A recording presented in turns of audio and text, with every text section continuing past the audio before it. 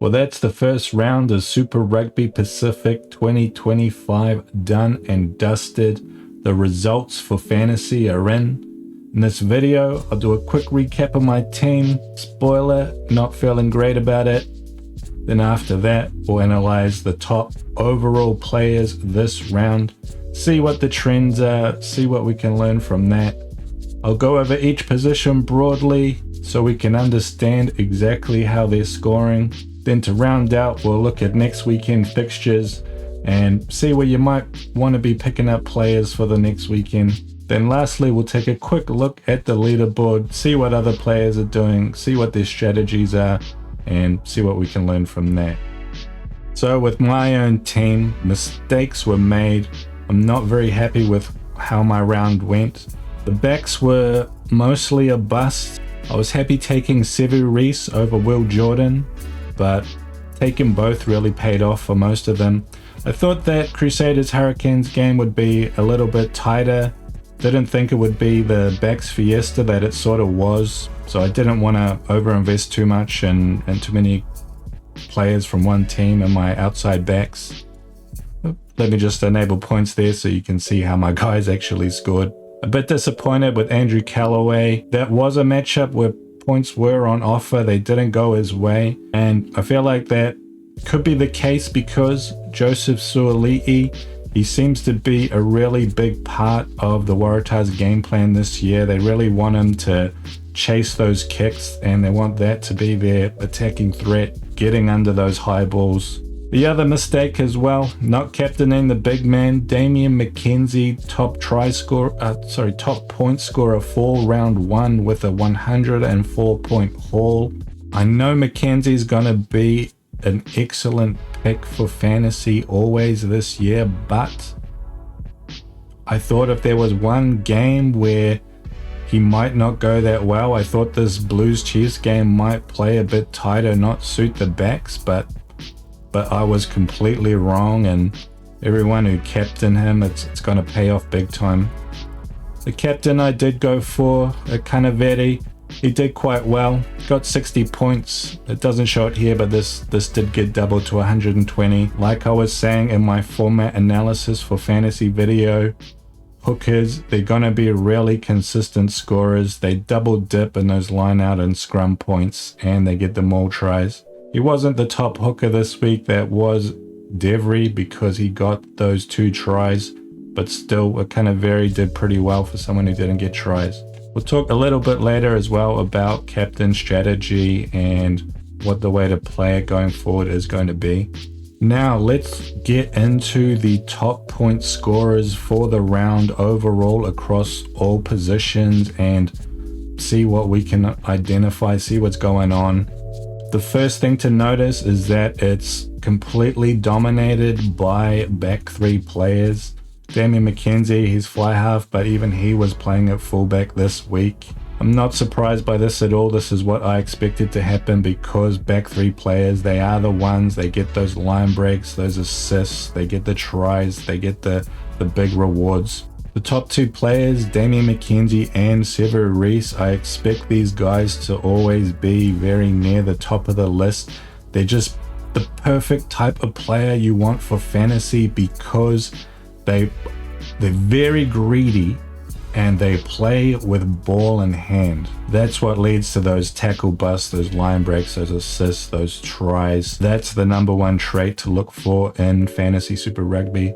The next backs here getting a big haul, Caleb Tangatau and Tamoe Falau. Tangatau and Carter, I was impressed by both of these guys, the 7 superstars making their start in 15s. Leroy Carter in particular, I liked him a lot because he was making some very strong runs where there was not a lot on. He was making it happen out of nothing, and that's a good trait because that'll be a consistent fantasy player because they're the ones that can get you points even when the game starts to go tough. Tamoe Falau, this guy, he's just got so much pace to burn. If the ball gets to him in space, he's gone. He's getting line breaks, he's getting tries. We'll see how he holds up as a pick though. Just because he is in a weaker team, that might mean that he's not getting the same opportunity as these other wingers. The other thing you might notice as well is that apart from the back three, the hookers are also fairly prominent. You've got Devry with his 2 tries, Akanaveri, no tries, Riccatelli's not too far down the list either. The lowest scoring hooker was Brodie McAllister on 21, but he got subbed at like the 43rd minute. And you can see these top 4 hookers, they're all getting up around 50, 60. Hookers will always be very consistent because they double dip on those scrum and line out points, and they have a very high upside because they can always get those more tries, so that can take them from that solid consistent base and really top it up to quite a high score. Will Jordan was a really popular pick, and he did get a very good score, especially for a guy who didn't score any tries, and you can see why. He gets all the assists. He's always Johnny on the spot.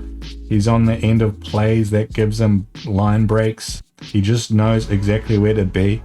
And we know he's going to get tries in future as well. So that's going to push him up from this sort of 60-point base, you know, up into the 75, 90 type area. So definitely a very strong player, and I expect him to keep getting picked. Kyle Preston, he's the only halfback that's really high up in this mass of back threes and hookers. He got those 3 tries, massive debut, but he's not going to be doing that week in and week out. If you take away the tries that he got, he really does not have a lot of points to spare at all. So I don't think that he will be a great pick going forward. I mean, he's a new player. We'll have to see. We'll have to see how well the Crusaders go. That might change. But Roygard, he had a good haul today. 42 points. Didn't get his score padded by any sort of tries at all. Very good haul via halfback, and I think he's just going to be a lock all season for this position. Now, as we get a bit further down the list, finally we see some loose forwards show up. I'm really surprised by this. I really thought that back rowers would be a lot stronger in fantasy. Reimer and Tizzano, they're very good players, but they're only this high because they both got 2 tries each. Again, that's not something that's going to happen every week, but it might not be that uncommon either. Tizzano, he does get to carry the ball at the maul. That will definitely get him tries in future. And Luke Reimer, honestly, he's so good. He wasn't on the park the full game for that Drua Brumbies game. He came back on near the end and he just manned up and made a huge impact on the park and got those 2 tries. So definitely a live option for your back row going forward. Miracle Failangi, he's also here, not too much further down. Another back rower, 50 points. But Miracle, he didn't actually get his score padded out by tries either. He really just did a huge amount of work with ball in hand. He was busting through people. He was making breaks. He really outshone Adi Sevilla in that regard. Definitely a player to keep an eye on, but again, another player in a weak team, so you have to be careful. Now, moving a bit further down, Ben Donaldson, we get our first genuine fly half actually playing at fly half. Havili up here, he was playing at fullback, same as Mackenzie. The half slots in general, I really don't think they will be massive point scorers. It's really hard to go past Mackenzie, but we are going to need to think about other options when he does go on bye or get injured. And Ben Donaldson, he'll always be solid, and he'll always kick those goals. Now, as we get down further, we get to our first prop, Taitui Lima.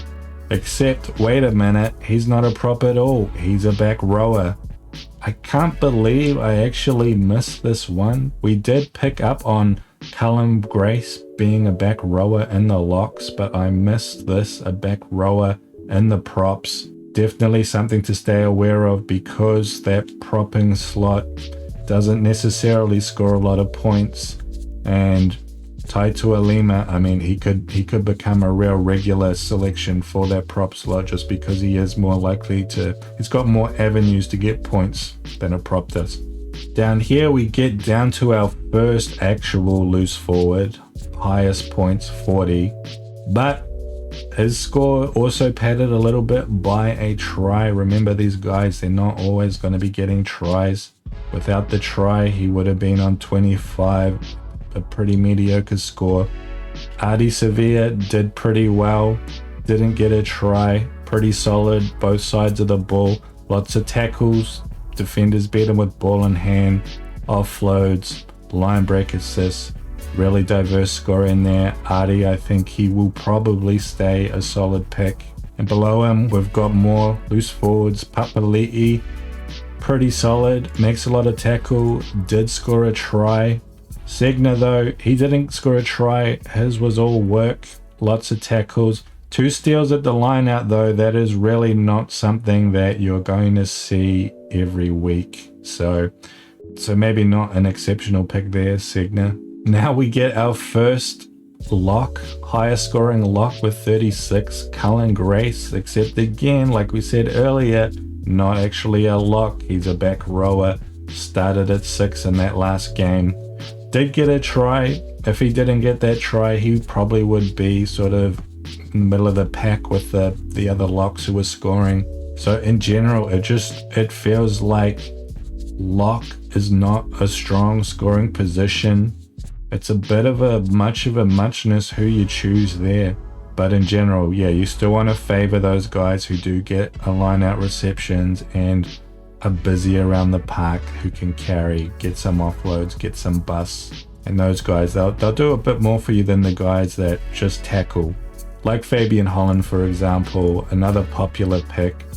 Did a lot of tackles, got a bunch of line out receptions, but he really just operates on that side of the ball, that defensive side of the ball. He's not going to get a lot of carries for you, so I'm probably not going to be revisiting Fabian Holland for a pick in future.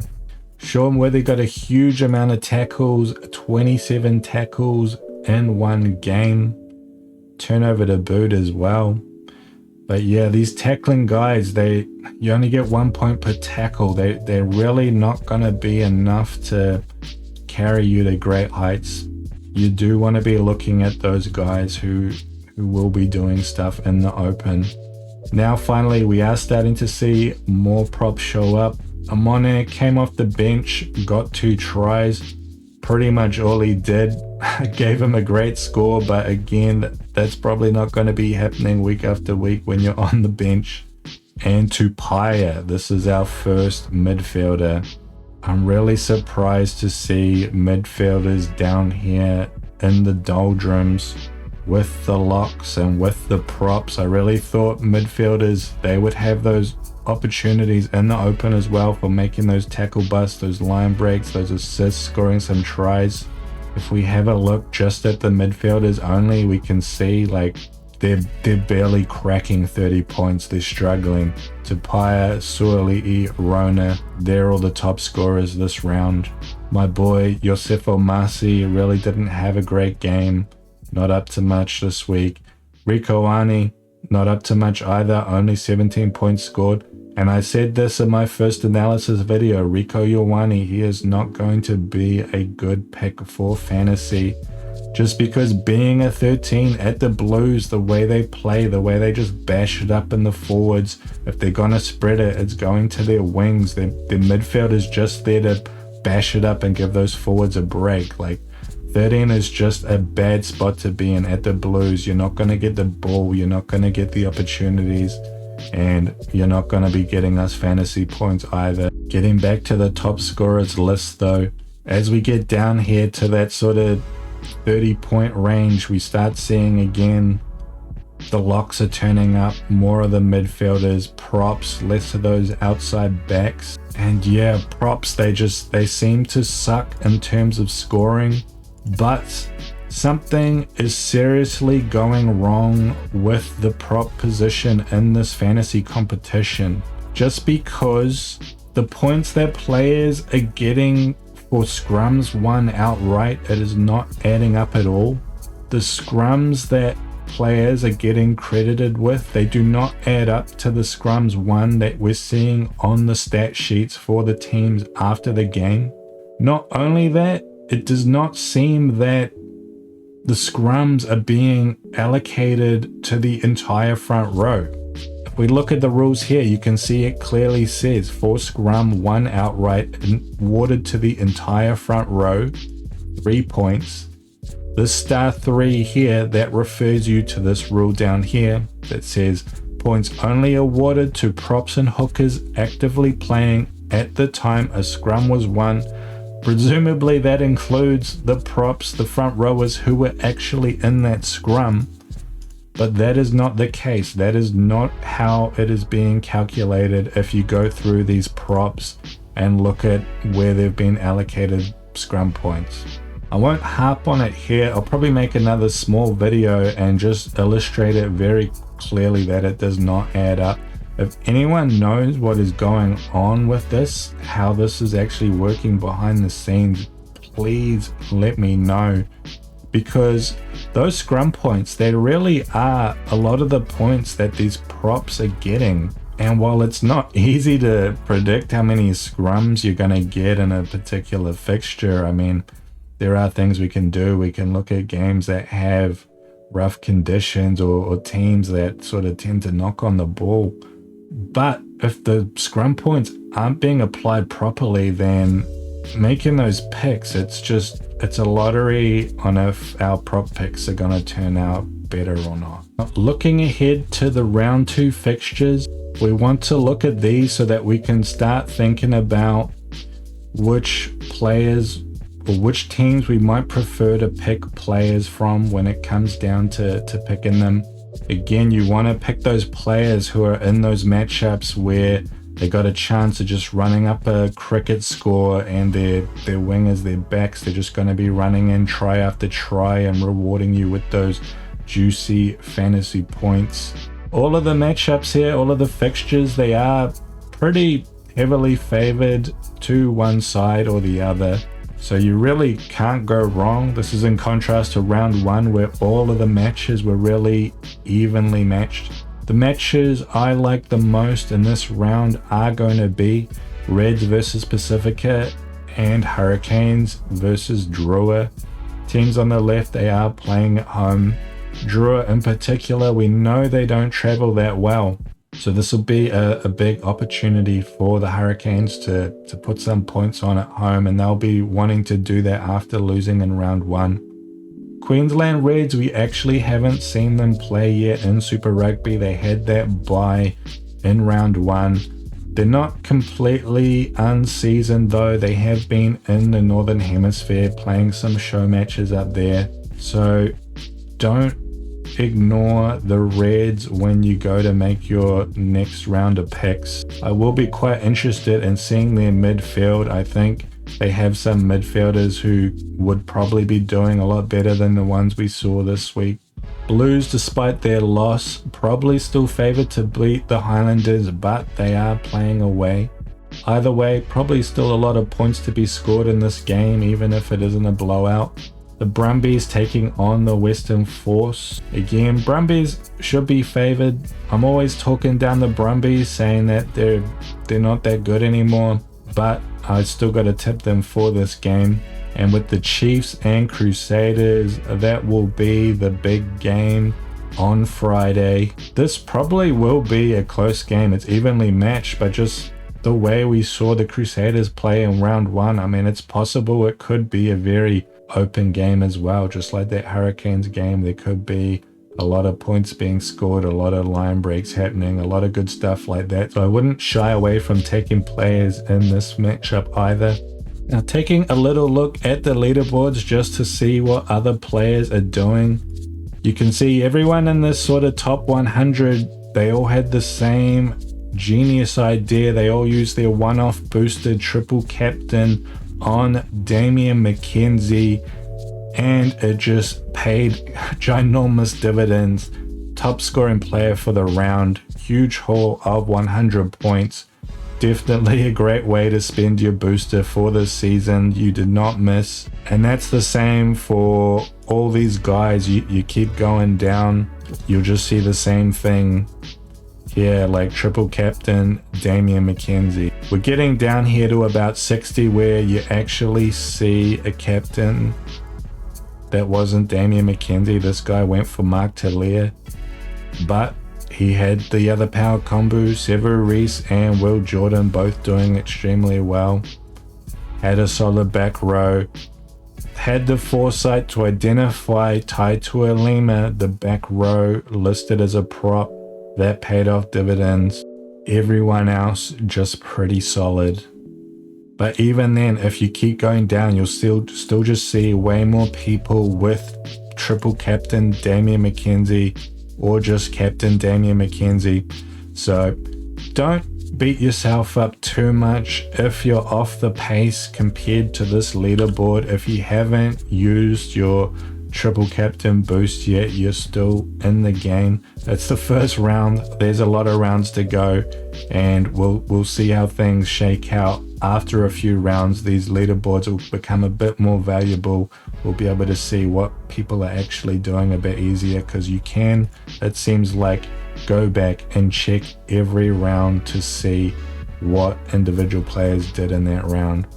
Now, when the player lineups for next weekend come out on either Wednesday or Thursday, I will make another video where I show you my team and also go over all the players, the viable picks for that weekend. So hit subscribe so that you see that one when it comes out, and I'll see you then.